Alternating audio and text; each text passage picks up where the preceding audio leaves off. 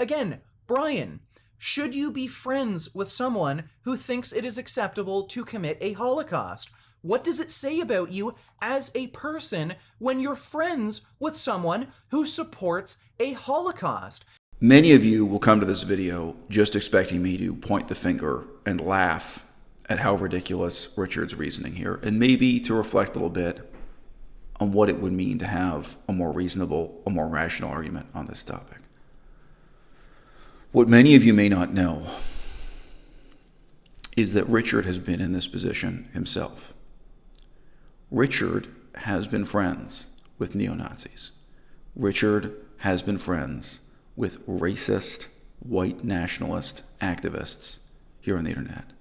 And he has made YouTube videos justifying or excusing this strange situation. Again and again for years. And I was personally involved with the effort to present the evidence to Richard that these people he was supporting, these people he was friends with, really were racist with a capital R. And not racist in the sense of having a latent hostility, not racist in the sense of passive bigotry.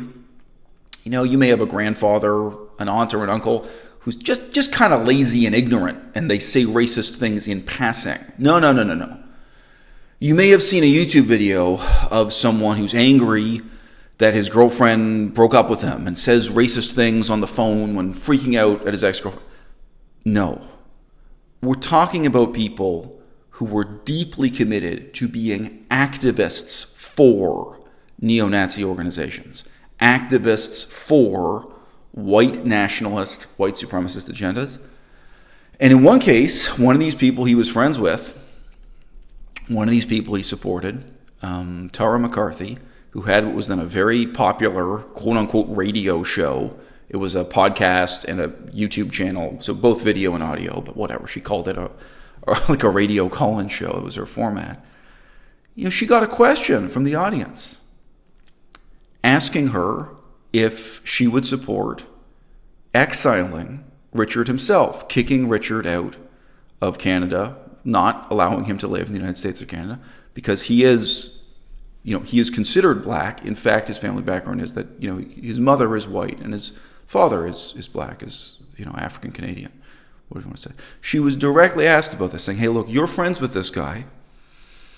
This is your political position. Their political position was they wanted to exile everyone non-white from this continent, United States and Canada. How does this apply to your own friend, this guy who appeared on your YouTube channel? And her answer was that yes, she would apply this to him too. I mean, long story short, she gave a bit of a meandering answer, but yes, her policy of exiling all non-white people, that would apply to Richard also. I was the one who sent that clip to him. I said, Richard, what are you doing? Don't you, wake up. This is what's going on. It's possible someone else sent him the clip and it got to him first, but as I recall, based on his reply, it seemed like that was the first time he'd really seen that, faced up to that. I shared first the clips with him, and then he specifically requested to see the whole video unedited of a long racist rant with Tara McCarthy and Corey McCarthy sitting next to it. It was both racist and genocidal.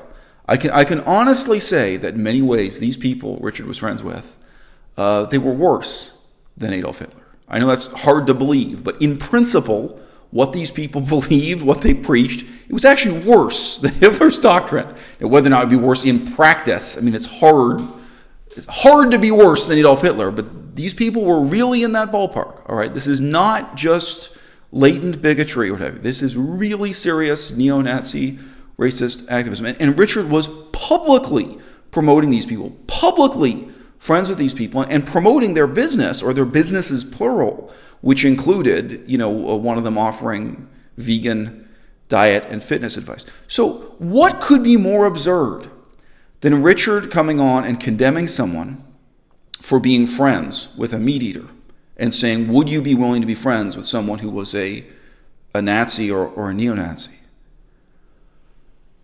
Life is full of contradictions, Richard. Here you are, a black Canadian vegan activist, and you yourself have a long history of friendship with people. This is not a complete list. It's not.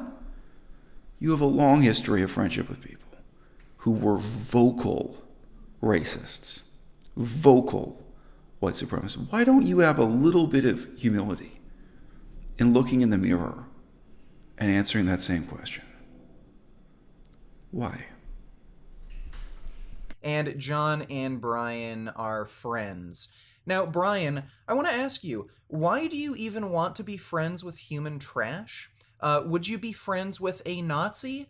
I don't really see a big difference between John Venus and a Nazi. I mean, they both support unjustifiable discrimination, and they want to commit a Holocaust against the group they're discriminating against. So why do you want to be friends with Nazis, Brian? Most of these arguments we engage in on the person-to-person intimate scale of choosing who you're going to be friends with, who you're going to fall in love with, who you're going to get married to. On that most intimate scale of your private life and your family life, okay? Most of those arguments don't rest on evidence. They won't be decided by evidence.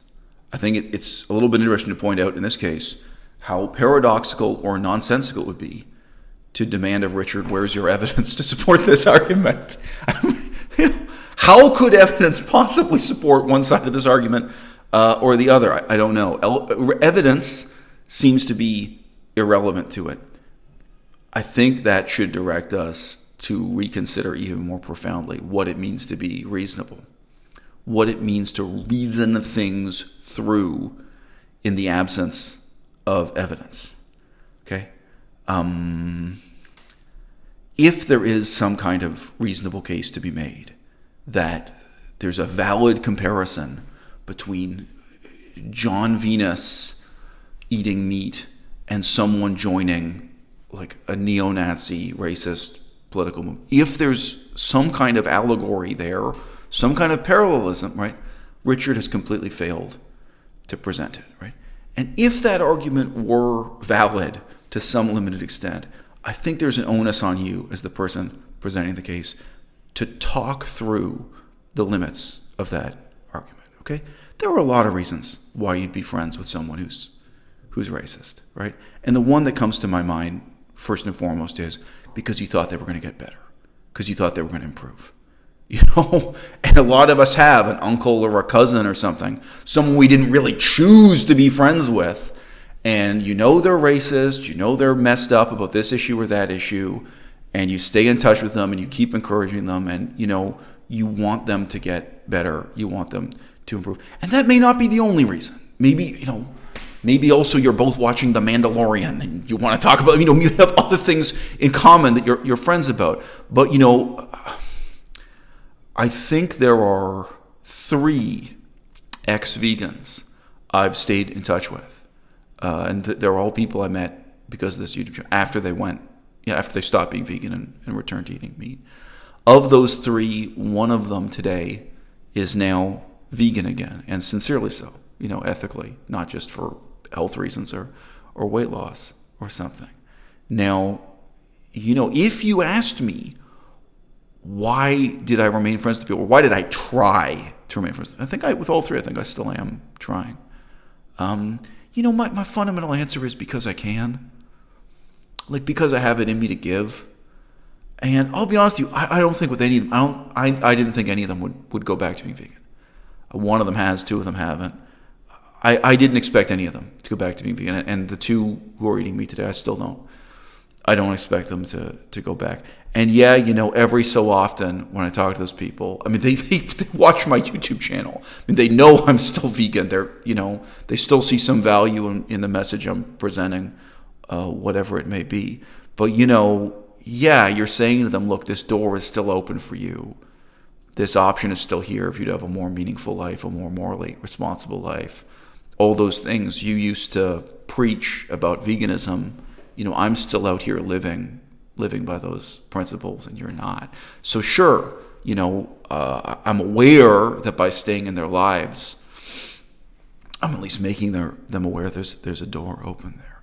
Now, I can argue against my own position in terms of Richard's relationship with Corey McCarthy and Tara McCarthy. And, Richard and Ask Yourself together, I think if you look at them as a unit, they were connected to a whole bunch of other crazy right-wing racist figures, which is very strange. If Richard had gone on to Tara McCarthy's show or had gone on to Corey McCarthy's show to really challenge them, to really say, hey, you're a hypocrite. Hey, you're living a lie. You're sleepwalking through a dream here. If he had gone there in this sort of self-confident way to represent a contrasting opinion, and if in his personal friendship with them he had done that also, if his position was that he was trying to drag them out of the quagmire of racist and neo-Nazi views they'd gotten ensnared in, of course that'd be very different. And we all know that's not true. I mean, yes, I have the strange privilege and the kind of emotional burden of being someone who knew Richard personally during those years and who had a lot of messages back and forth with him. On this particular issue, I really did talk to him in depth and over a long period of time. We all know that's not true. Richard is a weak person. Richard is a follower. Richard has all his life lacked a father figure. And he looked up to Corey McCarthy. I mean, he hung on that guy's every word. And Corey McCarthy presented him with the most laughable set of excuses for why he allegedly wasn't racist. And I got to see Ask Yourself, Isaac, also jump on that bandwagon. Like, well, if you define the term racism so narrowly that not even Adolf Hitler qualifies as a racist anymore, then, by that definition, this guy's not racist. And I mean, very, very simple and obvious questions. Like, hey, you know what? The indigenous people of Canada and the United States are not white. Very, very simple questions like, hey, Richard, you are not white. And these people you're in bed with, they openly say they want to kick you out of the country. I remember screenshotting the front page of their website. That website's long gone. They used to have a website preaching their values, preaching their crazy neo-Nazi master plan. And I sent him the screenshot. And I said, Richard, how can you say to me that these people are not racist? Just read what this is setting out here.